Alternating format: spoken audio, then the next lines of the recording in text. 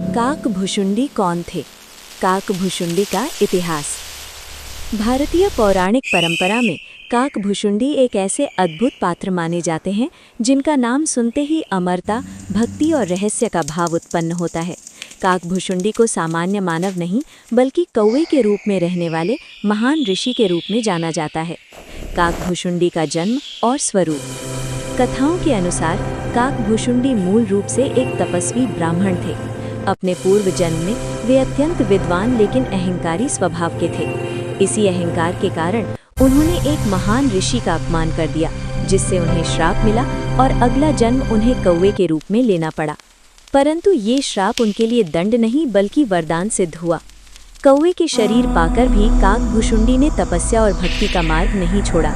उन्होंने हिमालय के एक पवित्र क्षेत्र में रहकर भगवान राम का स्मरण करना आरंभ किया।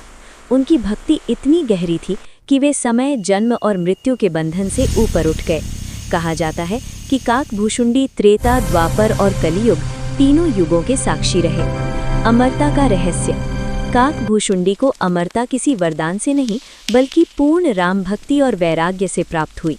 वे मानते थे कि जो व्यक्ति ईश्वर की कथा में लीन रहता है उसके लिए मृत्यु भी अर्थहीन हो जाती है। इसी कारण उन्हें काल चक्र से बाहर माना जाता है। राम कथा के साक्षी। काकभुशुंडी को रामायण की अनेक घटनाओं का प्रत्यक्ष दर्शक कहा जाता है। वे भविष्य, भूत और वर्तमान तीनों कालों की राम कथा जानते थे। यही कारण है कि देव ऋषि नारद भी उनसे राम कथा सुनने आते थे। उनकी दृष्टि में संसार एक नाटक था और राम उसके निर्देशक। शिक्षा और संदेश। काकभुशुंडी का जीवन हमें ये सिखाता है कि अहंकार पतन का कारण बनता है। भक्ति जाति या शरीर से नहीं, भाव से होती है। सच्चा ज्ञान विनम्रता से आता है। ईश्वर कथा में लीन व्यक्ति काल से भयभीत नहीं होता। निष्कर्ष। काकभुशुंडी कोई सामान्य पात्र नहीं थे बल्कि वे भक्ति, धैर्य और चेतना के प्रतीक थे।